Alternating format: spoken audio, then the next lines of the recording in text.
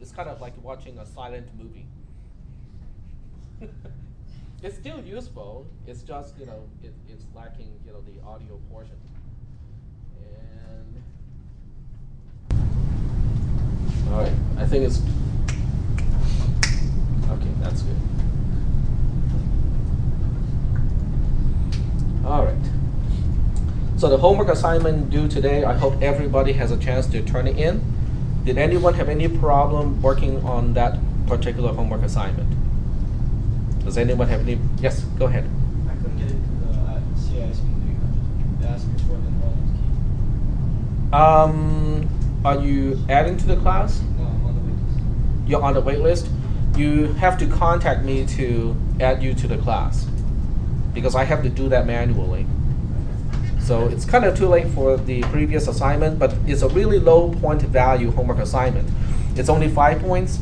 All the homework assignments will add up to about 400 points or so. So you're losing 5 out of 400 points, and those 400 points in return is only 20% of your final grade. So you're losing like a fraction of a percent of your final grade. So I don't think it's going to be a big issue, unless you're right at the border, between two grades. But at the end of the class, you definitely want to send me an email with your name and your student ID so I can set up your account manually. All right. So when that's out of the way, I'm going to talk about the new homework assignment first. This is a general pattern that when I teach this class, I will give you the homework assignment that you have no idea, or most of you will have no idea of how to do it.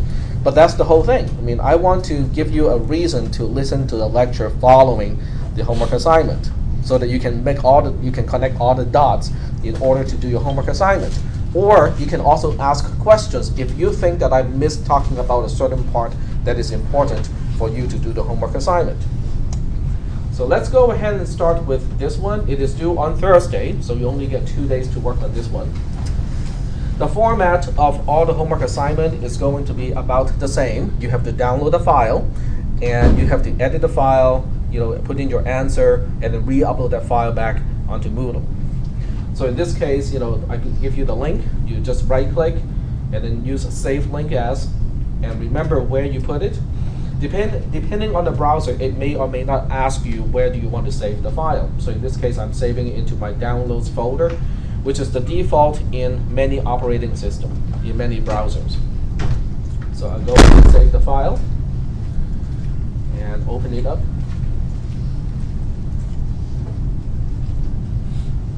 And this is your homework assignment. So your homework assignment has 5 statements to trace. And this is what we do in this class. We trace algorithms. This is the first homework assignment.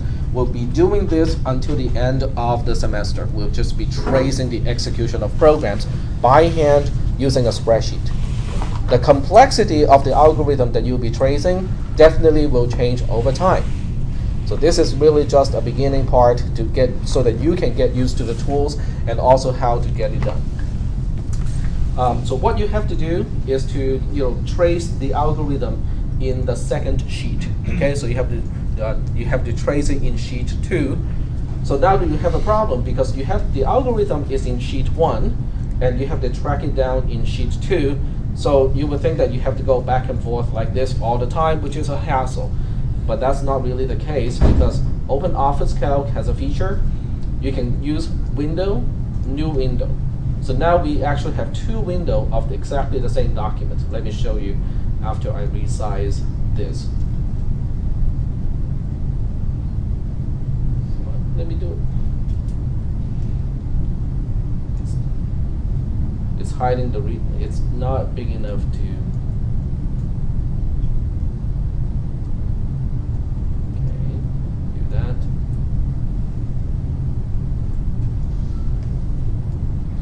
Yep, that part is not working very well, is it?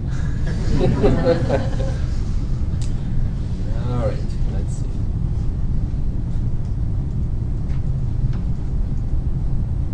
I have to close it and open again. Okay, try it one more time.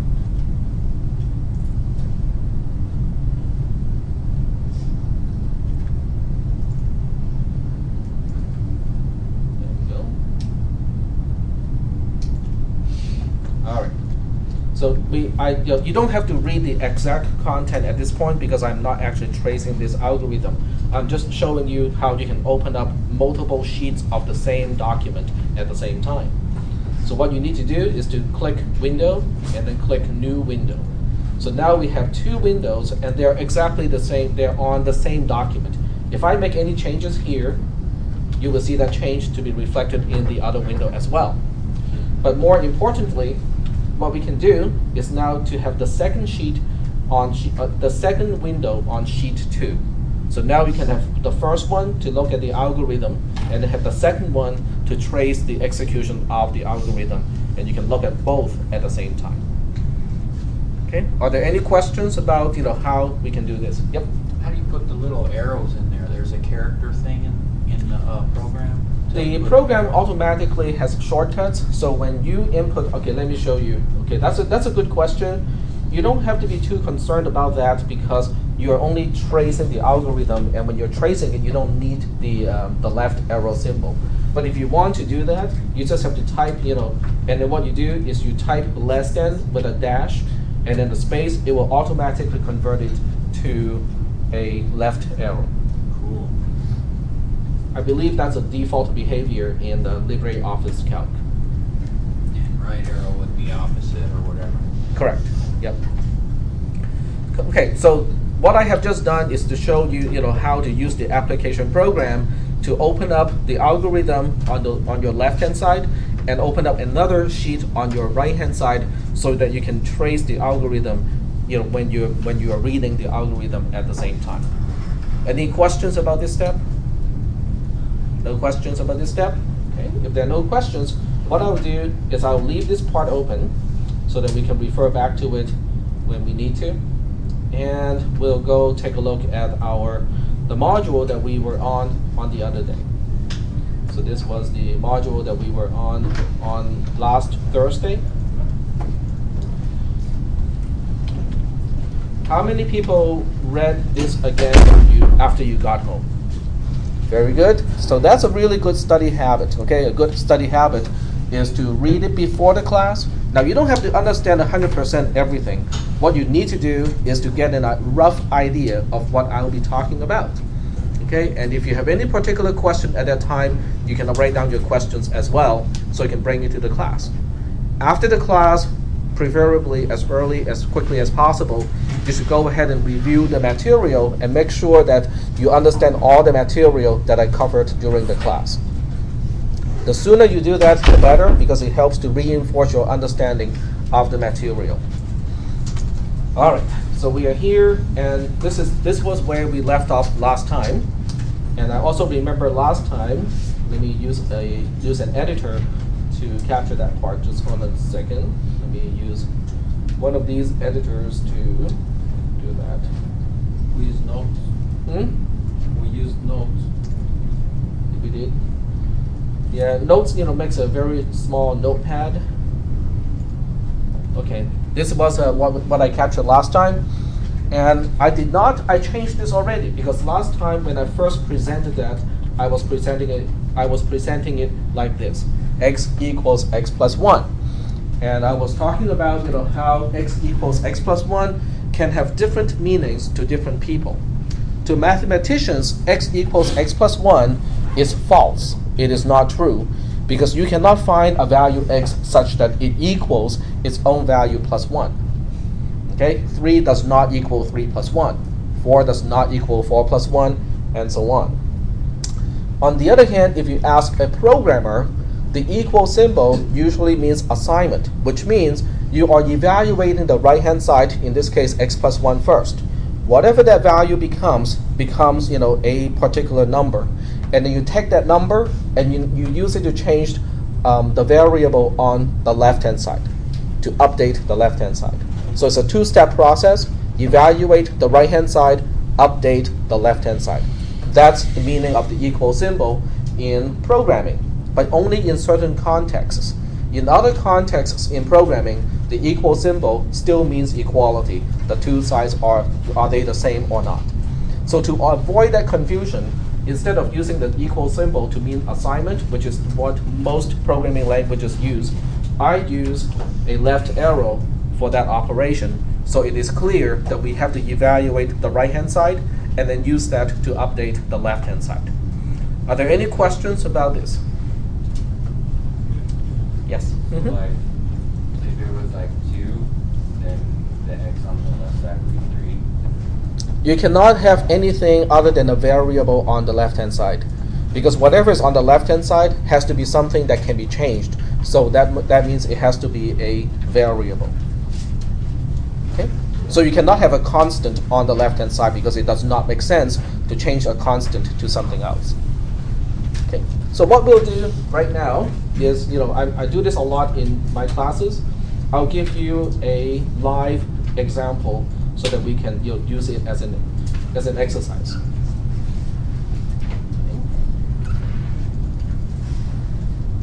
So I'm going to write my first algorithm and we'll trace it.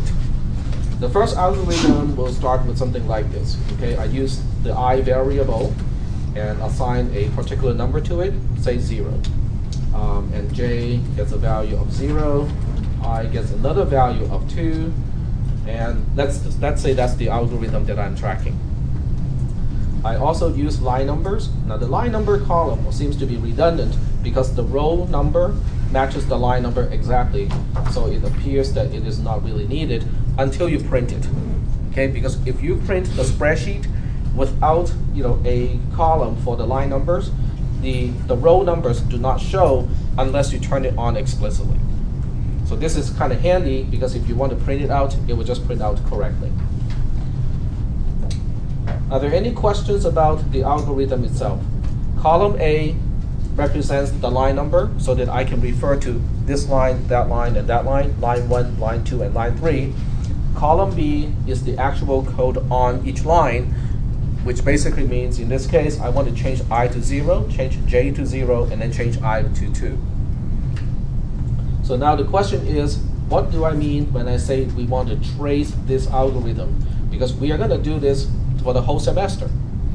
I will use sheet 2 to trace the algorithm.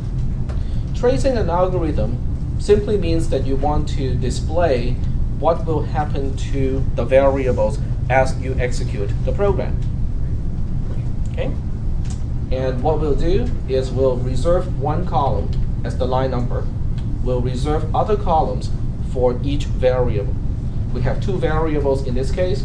Column B will reflect the value of variable I. Column C will reflect the value of variable j. Are we doing okay so far with sheet 2 of this spreadsheet?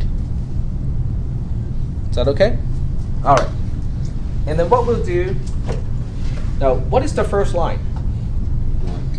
It's line 1. But it is important to remember or to state what do we know before line 1. Okay, line 1 is the very first line of this algorithm. Sometimes you'll be given some facts about the variables before the first line of the algorithm. That's called the precondition. It's the condition before we execute the algorithm. So what we do is we simply say, the pre or the precondition. Oh, this is another trick. If you want to shrink a column so that it is just enough to cover, the cells, you can select the entire column, click on the column itself, and then double click when your mouse cursor turns into a double-sided arrow like that. And then it will just shrink it to become as narrow as possible, but still fit everything within the column. In this case, I'm going to use a question mark for I and a question mark for j. What this is saying is, I don't know what is the value of variable I. I don't know the value of variable j before the execution of this algorithm. It seems to be silly to kind of keep track of that, but other times, you'll be given certain facts about the value of variables before you start to execute an algorithm. So it's very important that we state something like this to begin with. Now we move on to line 1. This cell, the cell B3, is basically saying what is the value of variable I after we execute line 1. What do you think? Yep. 0? 0, very good. Okay, because it's an assignment operation, which means we are evaluating the right-hand side first. When you evaluate the constant 0, what do you get? you get the value 0 back. And then we use that value to update the variable I. So variable I will end up with the value of 0 after line 1 executes. What about this cell here? This cell tells is trying to reflect the value of variable j after line 1 executes. It's still unknown. Okay, so we'll just put a question mark here as well, just to say that, well, it is still unknown to us. What about at the end of line 2? This cell tells us, what is the value of I after line 2 executes? 0. 0, very good. And what about j? 0. 0, very good. And then we go to line 3. What should we put here? 2. Now this is interesting. And what about here? 0. All right. So there are a few cells that are important. This one is kind of important because at this point, after line 3 executes, the value of I becomes 2. What happened to the value 0 that it was holding before? It's overwritten. Very good. It is overwritten, and once the value of a variable is overwritten, there's no way to get it back again. Okay? So that is very important. Sorry? Go to line 1. Go to line 1, but we don't have a loop yet. So that's, I know what you're talking about. We'll get to loops later in this semester. Probably within next week. And that's it. So when you're done with your trace, what you need to do is also to indicate a post here, which basically means we are done with the execution of the algorithm. There's nothing left for us to do. How many people know what QED means in a math proof? It's kind of like a square. It means end of proof, and this is basically the end of a trace. You're telling me I'm all done here, instead of well, maybe there's more to come. And that's the basic format of a trace. So given that this is the format of a trace and the homework assignment that you just saw, how many people feel confident that you can get it done? Okay, very good.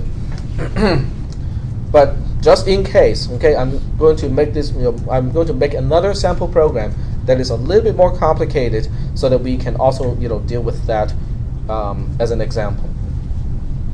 Okay? This is another thing that I would do in my classes is I will save all my documents that I work on in the class. All the in-class examples will also be saved, and I will upload it to Moodle just in case anyone is interested.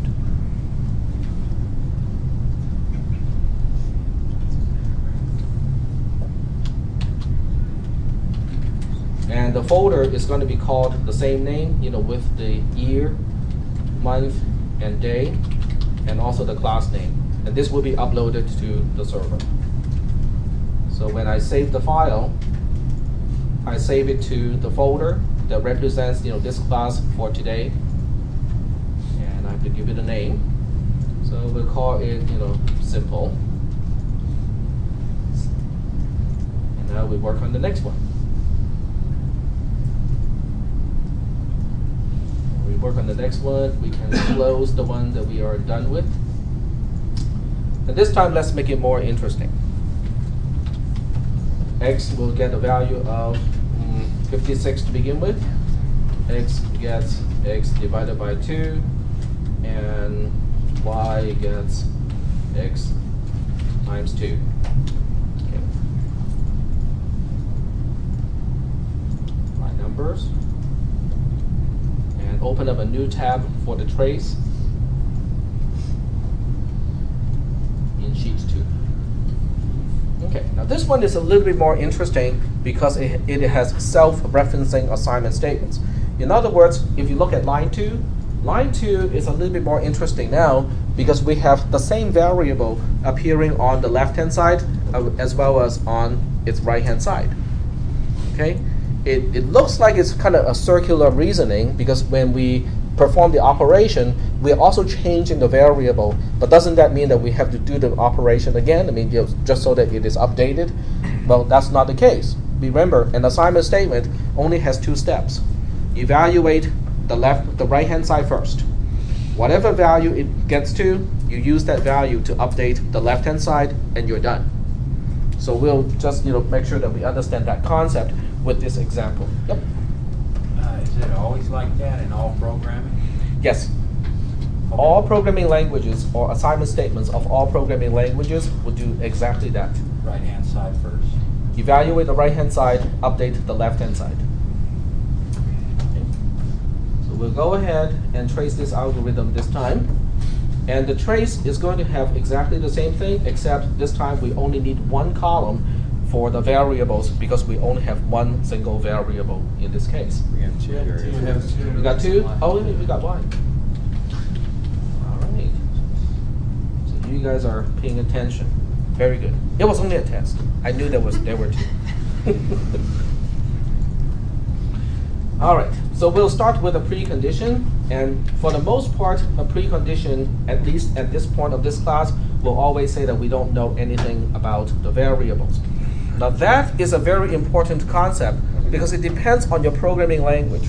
If you're programming in Perl, PHP, or some scripting languages, when you first create a variable, it starts with a particular value, which is typically 0 for a number, or it is an empty string for a string variable, and so on. On the other hand, if you're programming in C and C++, which most of you are going to learn in the next class, when you first create a variable, it starts with an unknown value. It has a value, you just don't know what it is. And that's why it is important for us to remember to state that we don't know anything about variable X or variable Y in this case. Because I can show you, in the next sample program, I can show you why that is important. After line 1, what do you think would be the value of 56? X. The value of X will become 56. What about the value of Y? Unknown. Unknown. Very good. What about at the end, after line 2 executes, what would be the value of X? It will become 28. Hey, but this is not division, it's a slash symbol. When you are programming, the slash symbol represents division. Okay, because you cannot find the divide operator on the keyboard. And that's why we use the slash symbol to represent division. Sorry? Is this slash still represents division or fractions? Either way. In programming, we cannot represent fractions. So when you see the slash, it always represents division. That's a good question. So now that's 28. What about the value of Y? Still unknown. And now we move on to line 3. At the end or after line 3 executes, what do we know about X? 28. It is preserving its value as 28 because line 3 does not change X. So it has to retain its old value. What about Y? 56. Y is 56. Now that's good too, because that means some or most of you already know that the asterisk symbol on the keyboard represents multiplication when you're programming. That's because we don't have the multiplication, the little x symbol for multiplication. That's also missing from the keyboard. So we use the asterisk symbol to represent multiplication. Very good. So I think you guys are ready for the homework assignment because this did not present any challenge to you. Is that right? Okay. But since we're all done here, we'll also write post to mean that we are all done with this trace. And I'll go ahead and save it into today's folder. I'll call it a little more complicated. Okay. You can look at the timestamp of the file and know which one goes first. That's a pretty easy way to figure out, what is the order of these, sample programs. Okay, so let's cancel that. This is our homework assignment. If you look at the homework assignment, that's a very good reminder to turn off mine at the cost of somebody else's embarrassment.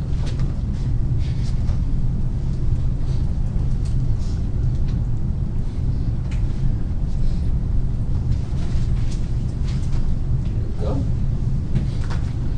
All right.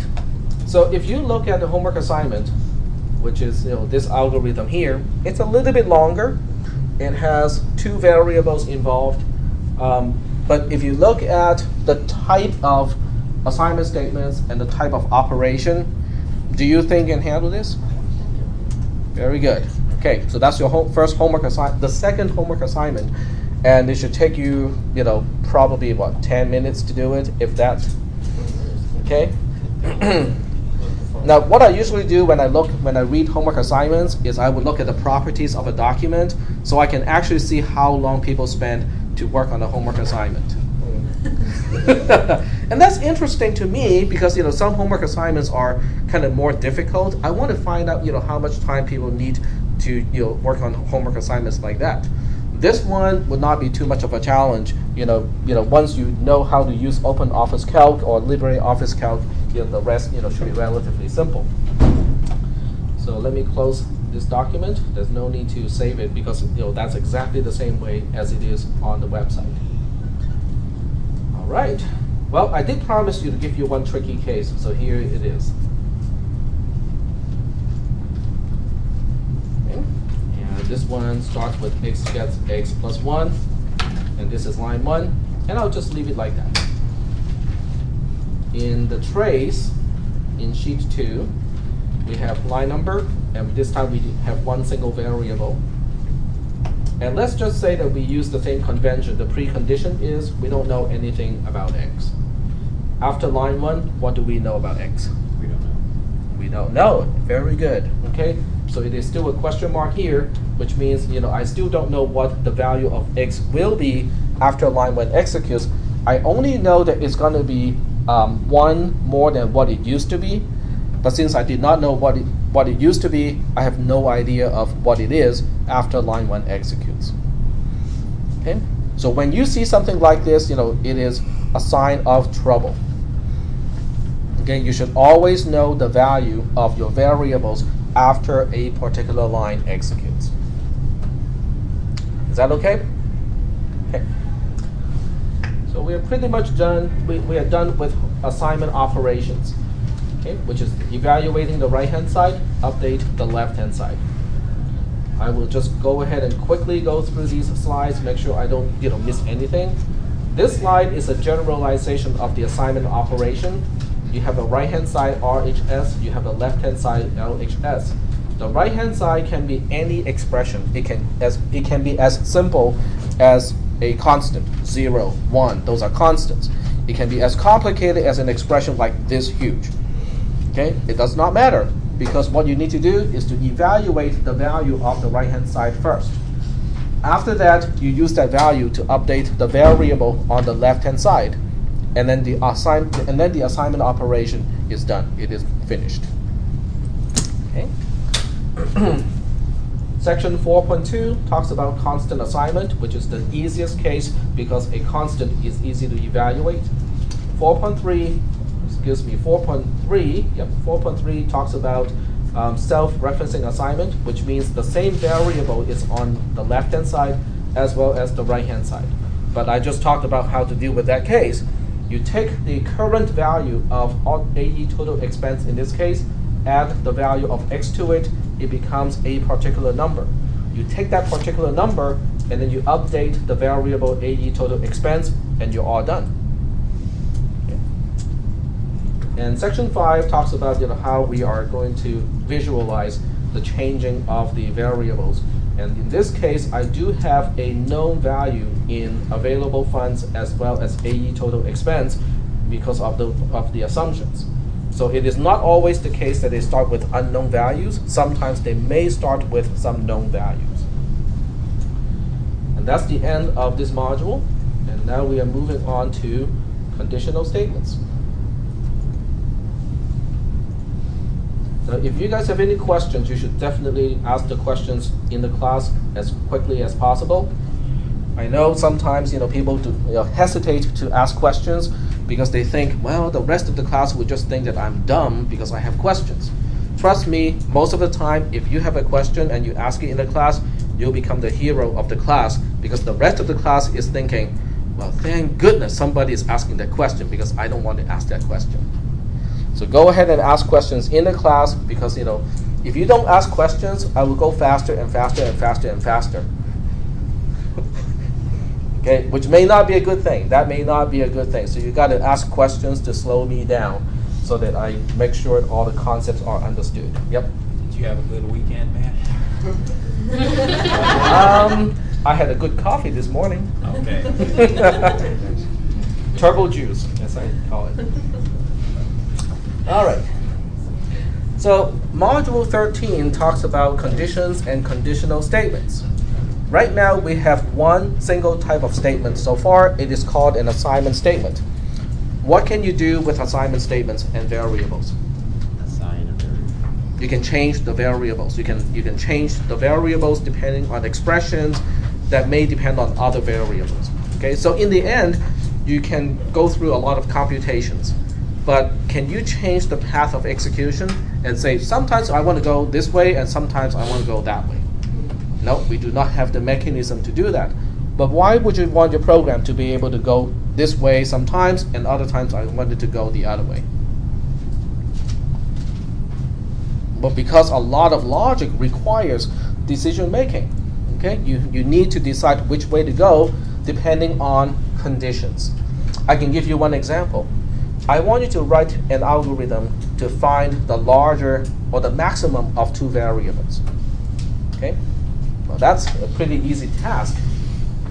Let me just give you an example of that. Okay. If I tell you that x is 32, if I tell you y is 13, what is the maximum of these two?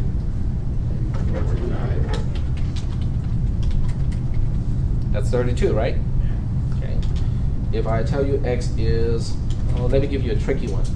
If x is 5 and y is 5, what is the maximum of x and y? 5. That's just 5. Very good. So we know instinctively, we know how to find the maximum, of two variables or two values. But to do this, your brain is actually going through a conditional statement, because you are comparing and say, okay, let's see, which number is larger. Whichever one is larger is the maximum of the two. But then your brain also knows, oh, if they are the same, then they are both the maximum. So you are going through decision making in your mind as you try to figure out the answer of these really simple questions. So that means when you're writing a program or when you're instructing a computer to do the same thing, you need to be able to express that logic. Okay? First, do a comparison. Depending on the result of the comparison, sometimes we want to do this, and other times we want to do that. So that brings us, that basically finishes, the why, reason, the reason why we need to have conditions and conditional statements. Let's talk about conditions first. This slide talks about, why we do not use yes and no, in programming. We use true and false in programming. The reason why we don't use yes and no is because the answer can be ambiguous. We use true and false when we write programs. I can give you an example. It's a language difference between Chinese and English.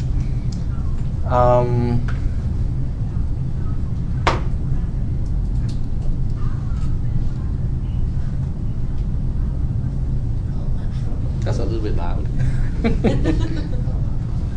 I'm trying to give you an example because in English, when you answer the question, you use yes to mean yes blah blah blah blah to the question itself, and then you answer no when it is a negative to the question. In Chinese, it's the opposite. You just confirm the negative of the question if the answer is no. So let me think of an example.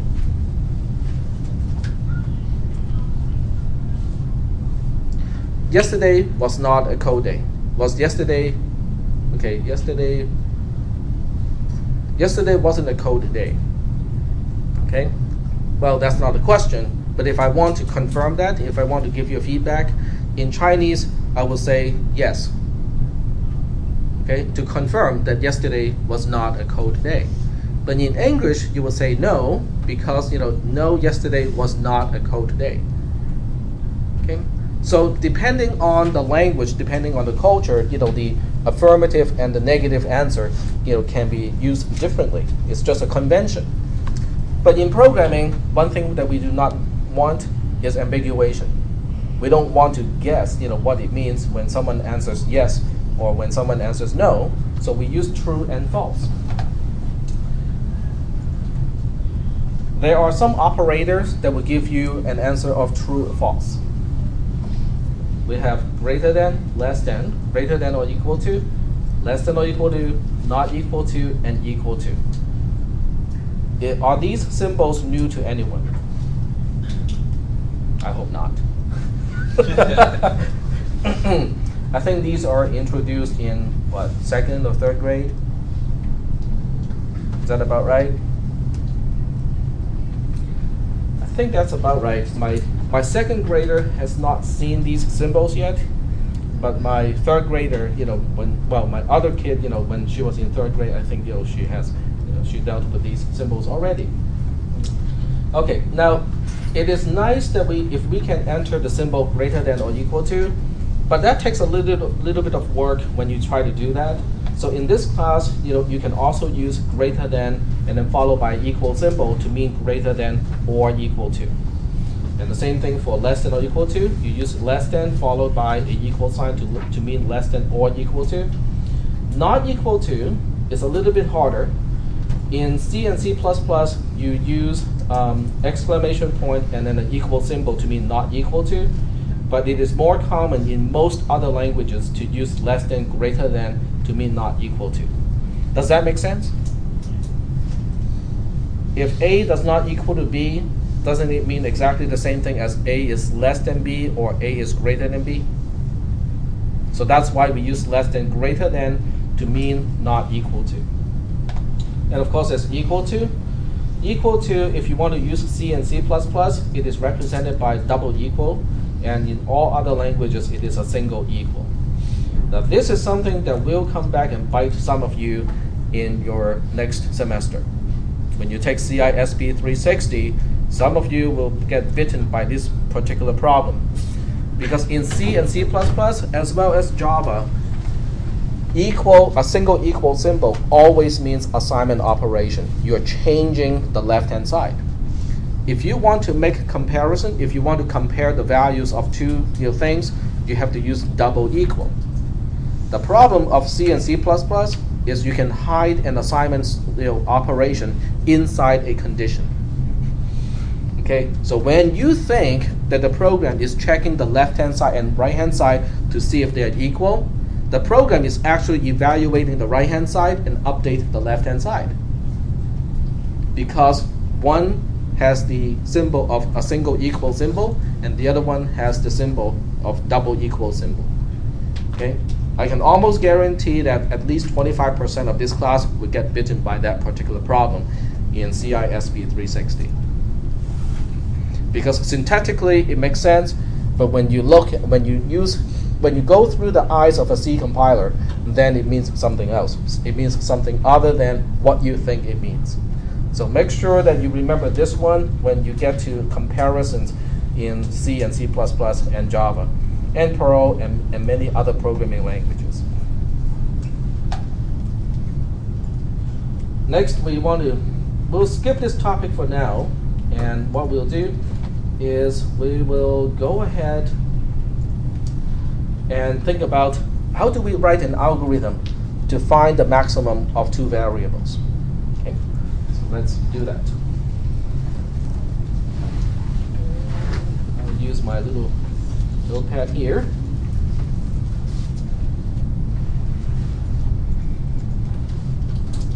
Okay. How many ways can we go when we are comparing, when we are trying to figure out the maximum of two variables? Yep. If x greater than y true, then like that or something. Okay. Well, let's go through some examples. Well, we have two examples here already. There's another example: x equals 5, y equals 10. The maximum of these two is going to be 10. Very good. So we know what to do when we have cases like these. The question is, how do we write an algorithm to do it? Well, the problem is we don't have any statement types that can deal with this yet at this point. But we know that the comparison between x and y is important. We want to know which one is smaller.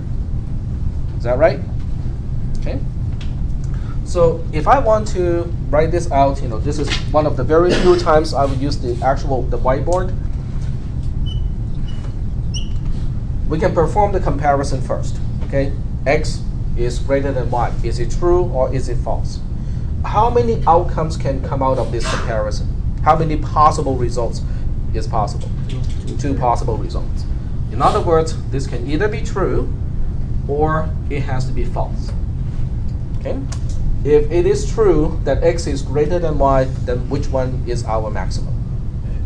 X is our maximum. If x is greater than y is false, then which one is our maximum? Y. Okay, very good.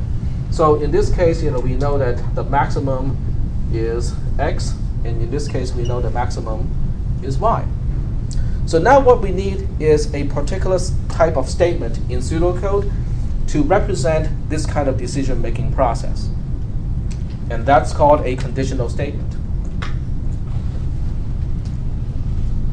So instead of using the notepad to capture the algorithm, I'm going to use a spreadsheet again, under Office.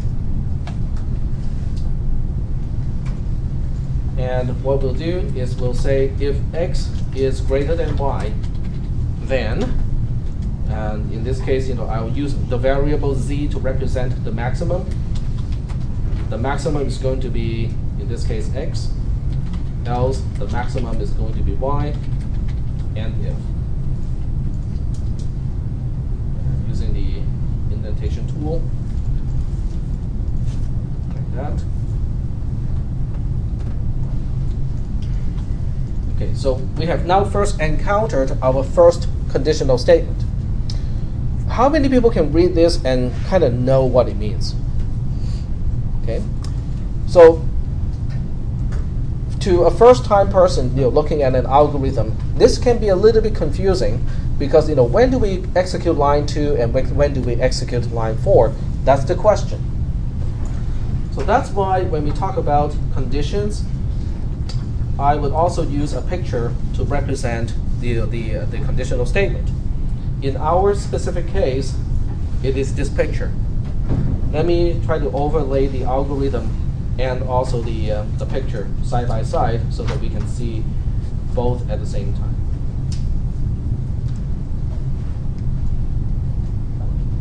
Right here. The text representation in the spreadsheet is representing the same logic that I use a picture to represent. If you look at this picture, I'll use a pointer, the mouse pointer, so that it will also be captured by the screen recording. When you look at this picture here in figure 2, we come in from the north. We always come in from the north, from the top. But as soon as we get in, we have a branch. We can go to the left-hand side, or we can go to the right-hand side. Whenever you see a branch in a regular programming language, you have to expect a condition, because that's the only way you can decide which way to go. The condition is here. X is greater than y is actually a condition. It's actually a question. The question is it true that x is greater than y? That's the question. So the answer can be one, true or false. That's the second answer. If the answer is true, you follow the left-hand side. If the answer is false, you follow the right-hand side. If you follow the left-hand side, x is in fact greater than y, then you update z using the value of x, and then you get out of the conditional statement. If the answer is false, then you follow the right-hand side, where you will update the value of z using y, but after that you also merge and get out of the conditional statement. That's the behavior of a conditional statement, but when you look at the conditional statement in text form, this is what it looks like.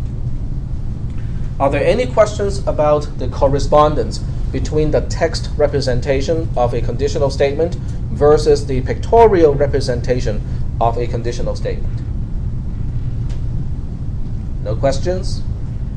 This is all good? Yep. So is else just like or, basically, in that situation? No, Inside of else that? is the other way. You know, else basically is a separator to separate what you want to do when the condition is true from what you want to do when the condition is false. Okay, because we need a way, you know, in text, we need a way to separate those two things that we want to do, and else is basically a separator so that we can divide and say this is what we want to do when the condition is true, this is what we want to do if the condition is false. Okay. Yep. Why do you have to put the and if? Ah, that's a good question. Why do I have an and if on line 5? And if is an explicit close to the if here. If you look at the word if on line 1 as an open parenthesis, and if is like a closed parenthesis.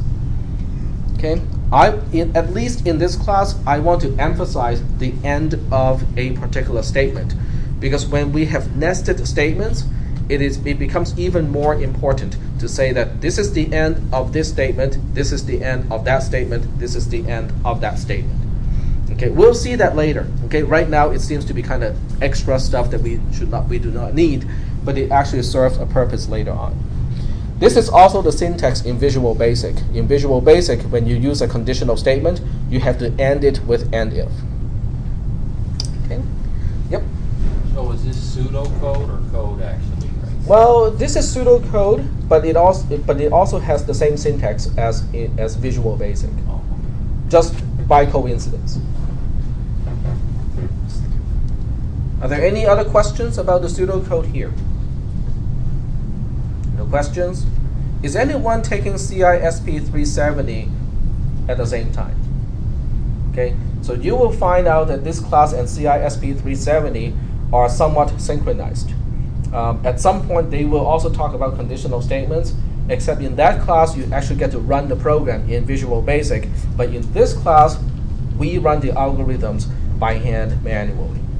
So we have different emphasis. You know, the two classes have different emphasis, but when you take both at the same time, the two classes actually work well together too. All right. Well, now that we have the algorithm, let's go ahead and go check.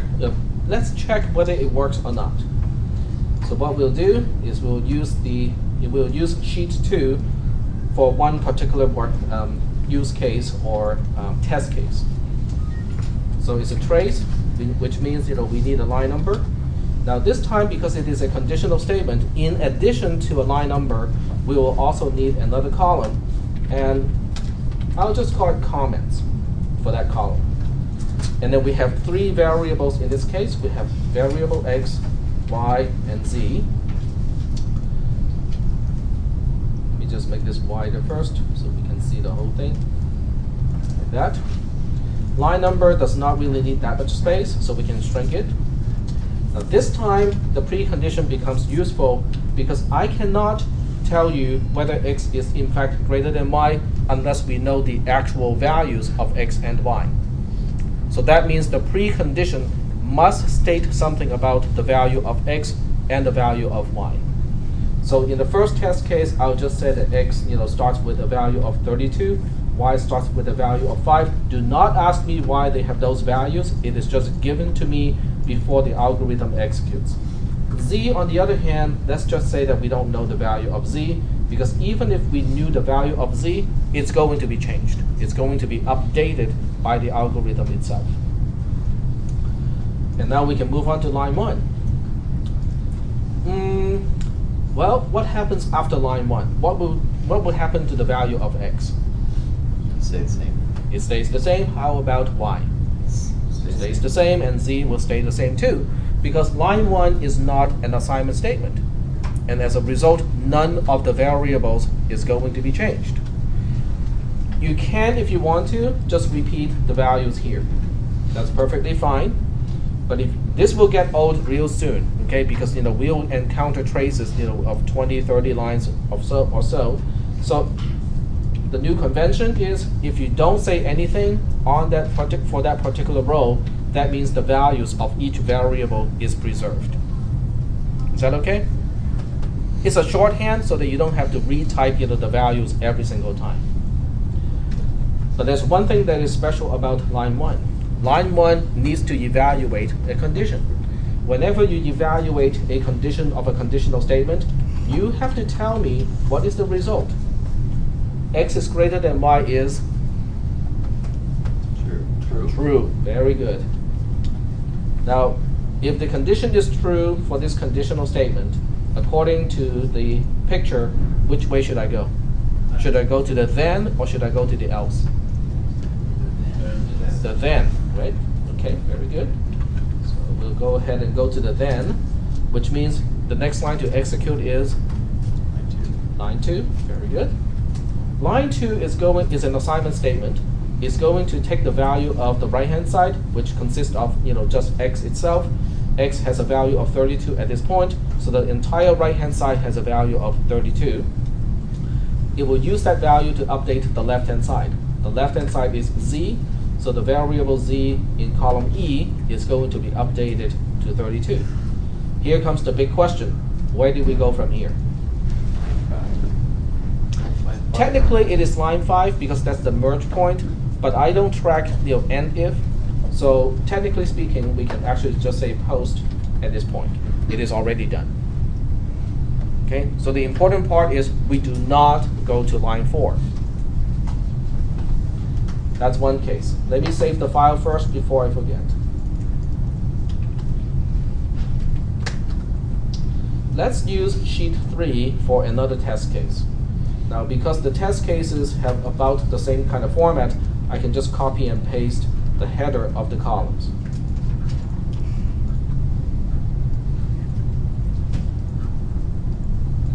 And this time, let's say this is 5, and that's 5, 2. That's our assumption of the values of x and y before the algorithm executes. On line 1, once again, x, y, and z will all be preserved, and so there's no reason to write anything in these cells, C3, D3, and E3. But we have to indicate the result of the comparison. So now you have to say x is greater than y is True. False. It's false. Okay? 5 is greater than 5 is false. According to the picture, where do we go? False. You have to go to the else.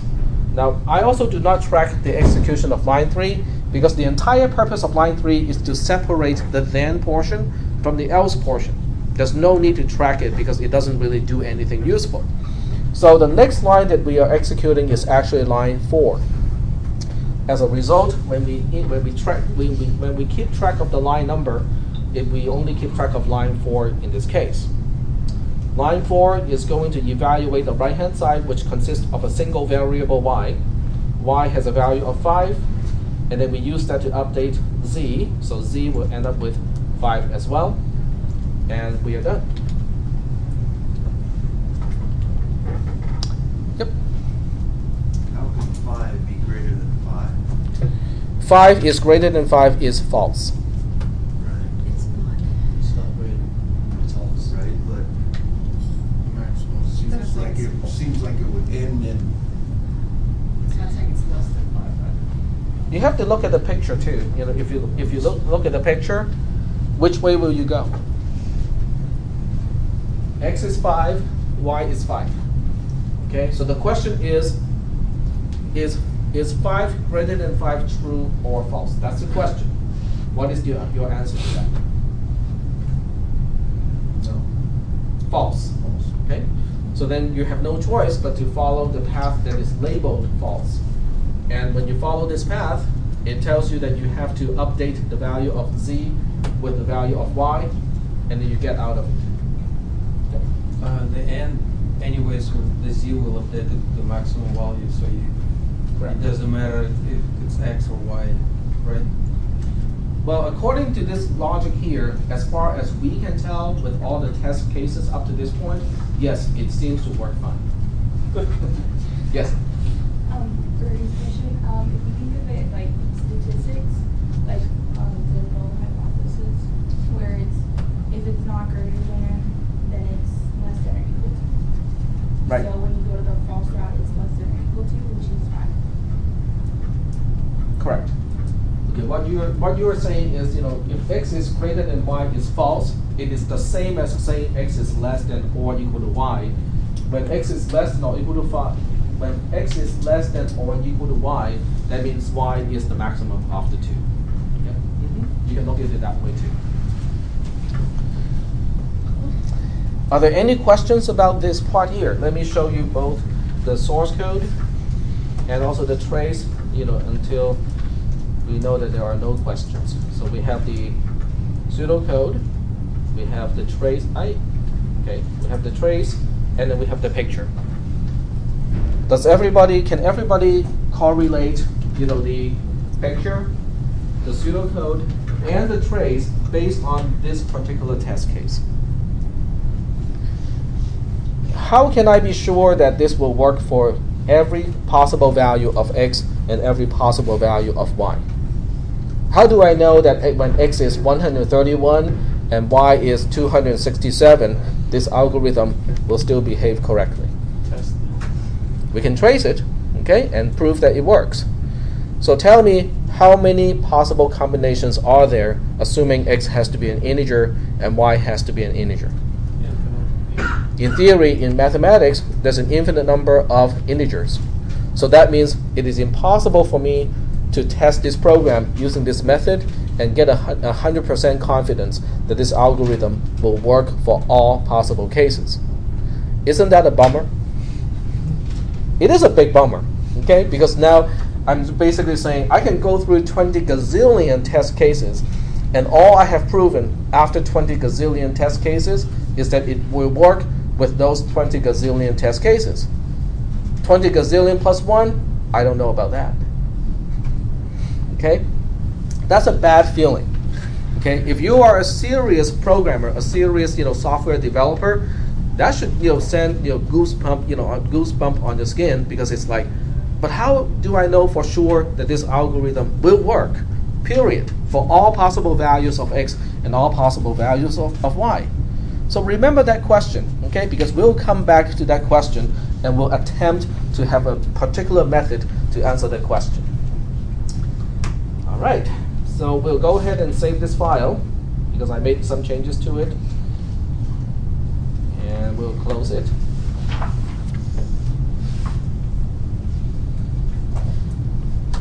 We can discard that one. And then we'll move on with our notes. The next one is, let's not read this part here. What I'll do is to say, let's come up with an algorithm to figure out the maximum of 3 variables instead of 2. Think you guys can do it? Well, first of all, before we try to express it as an algorithm, if I give you 3 numbers, can you find the maximum of the 3? Yeah. I hope so. So when we say, x equals, or w, we start with w this time, w equals 5, x equals 7, and y equals 6. The maximum of x, y, and z is going to be? WXY. Oh, that's right. I said one thing and I wrote down another thing. I can lie without tripping the lie detector. Okay, so we know how to get this, right? The question now is, can we express that logic using conditional statements? There are several ways to do it. One way to do it is the way I describe here. So one way to do it is to look at it from the perspective of, sometimes I don't know how to express this condition C1 here, but if I can, sometimes I can confirm that W is the maximum of the 3, then I'll just go ahead and update Z with the value of W. Sometimes I can confirm that X is the maximum of the 3, and then in that case I can use the value of X to update Z, because that's the maximum. If it is not W and X being the maximum of the 3, then I know Y has to be the maximum of the 3, then I can use Y to update the value of Z. Does that logic make sense? So now the question is, how do I confirm that X is the maximum of the 3? How do I confirm W is the maximum of the 3? You have to compare I have to compare one variable against the other two. Exactly. I have to compare W versus X and also versus Y. Okay? All right. So I'm just going to go back to my little notepad here. So what you're saying is I have to compare W versus, okay, I'm just going to say some unknown operator here against X. And I also have to compare W against Y. Okay? The result of this comparison is either true or false. The result of this comparison is also either true or false. How do I merge those two to come up with the final answer? Use another comparator.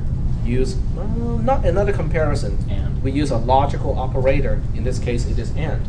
In other words, if I can say that W is greater than or equal to X, and W is greater than or equal to Y, and put an AND here, if this entire thing is true, I have just confirmed that W is the maximum of the three. Is that making any sense? Kind of? Okay. But what exactly does it mean when I say AND, A-N-D? We know that in English it's called a conjunction. But in logic, what exactly does it mean? Yep. Means that both statements have to be true. For the whole thing to be true. Okay, very good. So let's go ahead and look at that slide. We'll have a few quick slides to understand the operator AND. Okay, where are they? Right here. Logical operators. The fancy word of AND is conjunction. Okay, when you look at it from the perspective of mathematics, it is called conjunction. A conjunction or AND has two sides. The entire expression is true if and only if both sides are true. So when you want to express AND in mathematics, you can use this particular symbol. It looks like a little TP, but that's how mathematicians represent conjunction. It's really hard to type it in on the keyboard. You can do it with HTML, but you have to know exactly what tag to use to put it in. In C and C++, it is called double ampersand. Double ampersand is Shift 7 on your keyboard. In Pascal, SQL, and most other programming languages, you simply spell out the word AND. Okay? Sorry? Which one do we use? In this class, we just use AND. Spell it out the easiest way. Now, but this is a good time to remind you guys that double ampersand is what you need to represent logical conjunction in C and C++. What if you use a single ampersand instead of double? Then your program will work sometimes and not other times. Okay, a single ampersand is called a bitwise AND in C and C++, whereas a double ampersand is called a logical conjunction in C and C++. For the most part, they can give you the same result, but occasionally they don't give you the same result. So if you mistakenly use a single ampersand, your program is going to work in most cases, but in some cases it may not work. That's the worst kind of problem. Okay? And that's also why people do not use, why people should not use C as an introductory programming language, because it was not intended as such. Okay? Pascal, on the other hand, was intended as an instructional programming language. C was mostly a programming language invented by hackers, really experienced programmers for themselves. Okay, they had two guys, who were writing the operating system Unix at the time. They were writing the whole thing using assembly programming language, and they got tired of the whole process because it is really tedious. It involves a lot of typing. So they invented, BCPL, which is the predecessor of the C programming language, in order to make their jobs a lot easier.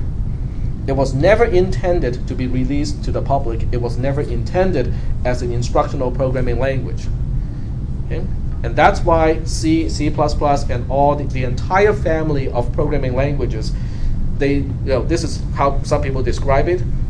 They leave you, enough rope to shoot yourself in the foot a few times. Okay, it has a lot of flexibility.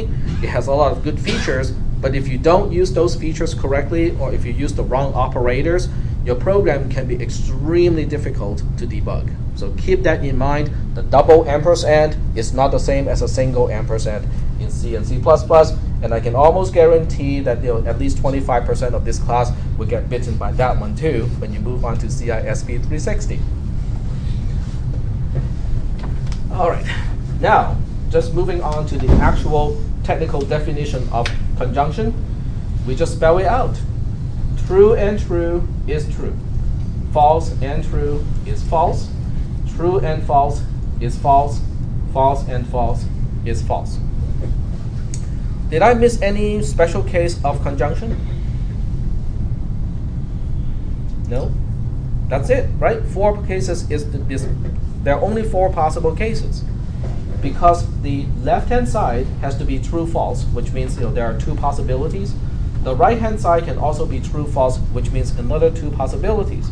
2 times 2 is 4, and I have just covered all 4 possible cases with conjunction. Yep. Can you have an unlimited string of ands? And if just one is wrong, it ruins the whole thing, or is that Yes. not possible? If you have a string of ands, one condition being false means the end. If you have at least one condition being false, then the whole thing is going to be false. Does that ever occur, like in programming? Oh yeah, definitely. Oh. Yep. There are certain things where you want every single condition to be true for a particular action to apply. So if one of the condition is false, then the action should not apply. That's a good question. Yep. What's the syntax when throwing in an or with a bunch of ands? Does Well, it become 2 separate sets? Like, so you have one string of ands and then the or, then another string of ands? you have to use parentheses to clearly indicate the order of operation. Okay. Because when you talk about multiplication and addition, most people understand that you have to apply multiplication before addition when there are no parentheses to indicate the order. But when you talk about conjunction and disjunction, there is the implicit order, but most people do not know the implicit order, so it is best to use extra parentheses to make it clear. Okay. That's a good question. Okay, the next slide talks about disjunction. Disjunction is a fancy word for our or. Now this time we have to be careful because when we use or in English, there's or and then there's either or. And those two are different. When you say something is either blah blah blah or blah, that's an exclusive or because it means one of the two has to be true, but only one. When you say or, it is just disjunction, which means at least one of the two has to be true. So that is expressed here. So I'm just going through this. It has the same template as the previous slide.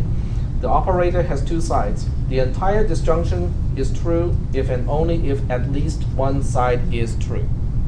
Can be the left-hand side, can be the right-hand side, can be both. The mathematical symbol of disjunction is, it looks like a V symbol. It looks like a V letter, but it's not actually the V. If you program in C and C++, it is double vertical bar on your keyboard. Once again, if you use a single bar, sometimes it works, sometimes it does not. Okay, so got to make sure that you use double bar here. In most other programming languages, you simply spell out the word or to mean disjunction. Once again, we have 4 possible combinations. True or true is true. False or true is true. True or false is true. False or false is the only case when you have the answer being false. Are there any questions about the definition of disjunction? Questions? Does it match your expectation? Does it match the usual usage of the word or in English? Okay, very good. And we only have one more operator to talk about, and that's negation. Negation is the English word not. Okay, when we use the word not, it means negation. The operator only has one side. We can only negate a condition. It only expects one value on the right-hand side. A negation expression is true if and only if the value on the right-hand side is false. The mathematical symbol, which we will probably use sometimes but not all the time, it looks like a vertical cliff. A cliff. So there's a flat part and then it drops. In C and other languages, the operator is the exclamation point. In Pascal, SQL, and Visual Basic, it is simply spelled out as NOT not. In this class, I'll just use NOT for the most part, but sometimes I might use the negation symbol, like in here. This means not true is false. This means not false is true. Are we doing okay so far with the logical operators, and, or, not? Do we understand all the comparison symbols? Less than, greater than, less than or equal to, and so on. So now is a good time to tell you that greater than or equal to is extra stuff that we don't need. Equal to is something that we don't need. We only need one single comparison operator to derive everything else. Let me tell you what. Let me just give you a demonstration of what I mean by that. Okay. Okay, so let's assume a programming language only allows us the following. Okay. The less than symbol, and, or, and not. That's actually more than what we need already, because between and, or, and not, if you give me not and, I can derive not or. If you give me not and or, I can derive and. So even this is already too much. I don't need all that much stuff anyway. But let's just say that this is all we have. With only less than and the logical operators, how can we express greater than? That's an easy one. Okay? X is greater than y is what we want to express, but if you can only use less than in this programming language, how do you convert it? No. Yeah, just flip the order, right? Problem solved. Right? This is what we want to express normally. This is what we are allowed to express using this lame programming language. Okay? Is that okay so far? We just flip the order and we're done. Let's try something a little bit more difficult. What about x is greater than or equal to y? That has got to be a little bit harder.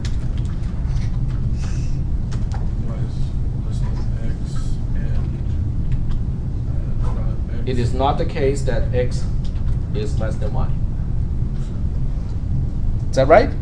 Well, let's think about it. This is what I want to express. X is greater than or equal to y.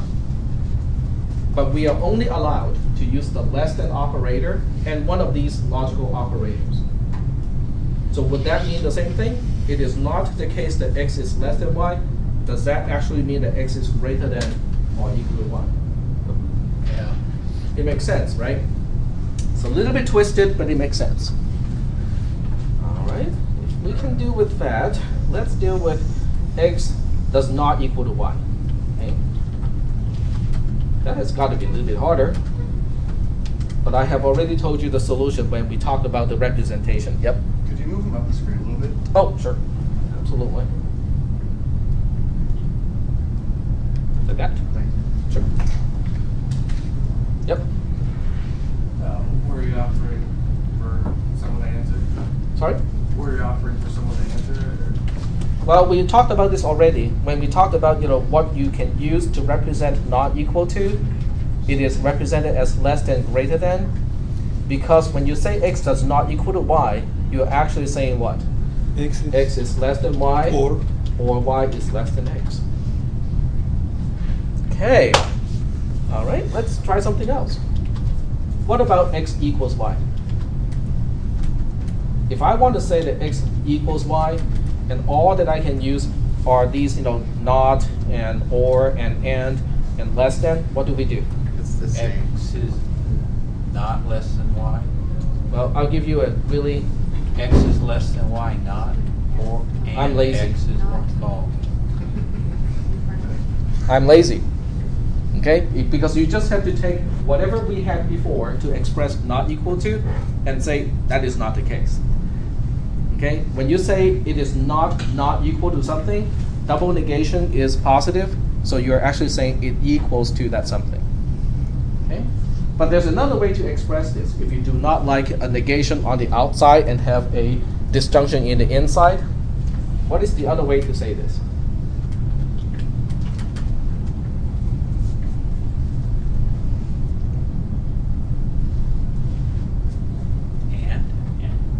Yep, you can use and. So in this case, you can say it is not the case that x is less than y, and it is not the case that y is less than x. Do they mean the same thing? I mean, let's think about it, okay? Think of a case where x equals y, and then you go through this side and see if it makes sense. Let's say x equals 5 and y equals 5. Okay? 5 is less than 5 is false. False. What is not false? True. Okay, so we know this side of the conjunction is true. 5 is less than 5 is false. Not false is true. So this is true. We have true and true, which is true. 5 equals 5 is in fact true. And you can try another case. Okay, try x equals 3 and 4 equals 5, and then you can see that the result will work out as well. Okay. And by the way, the conversion from this form into this form is called De Morgan's law. Okay. Now this looks kind of, it's a fun exercise. I'm sure someone will disagree. But why do we want to learn this? Why do we want to learn how to use the minimum number of operators to express all the other operators? Efficiency. For efficiency? For performance. Okay, but why would that have anything to do with performance? Because it seems like this side is a lot simpler than the other side.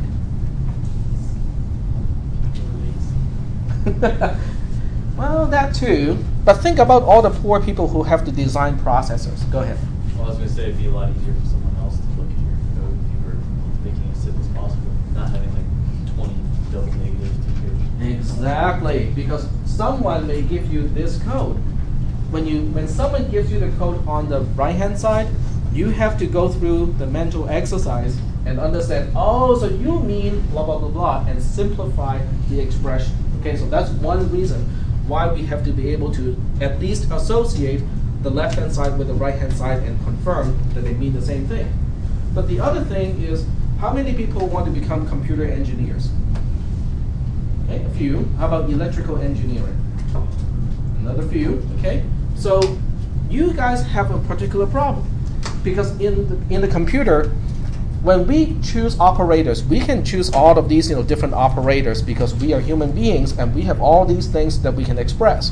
But when you look at transistors, when you look at gates inside the computer, you only have so many different types of gates, which means sometimes you can only express one particular comparison, or you can only have certain types of logical operations, and you have no choice but to express all the other operations using the most basic operations. And that's why it is important to understand how to express what we commonly understand, or what we can use in normal English and normal math, and be able to express that using as few symbols as possible. We are running out of time, but there's one last thing I want to express. If I only give you and not, how do we express or? X or y is what? X and not y. And y and not x. No, hold on. Those are the only logical comparators that you give us? I want to express this, but we are only allowed to use that. I'll leave this as a little exercise. It's not going to be graded because I know this is kind of well beyond the expected prerequisite of this class. But I want you to go home and just think about it, okay? If I want to express x or y, but I'm only allowed to use and not, how can we do it? On Thursday, someone can remind me to give you the solution, but I want some of you to work this out, because it's a fun little problem to think about. So that's it for today. I'll see you guys on Thursday. Don't forget the homework assignment, and don't forget to study ahead of me. So read ahead of where we are at this point. The homework. we allowed to use the symbols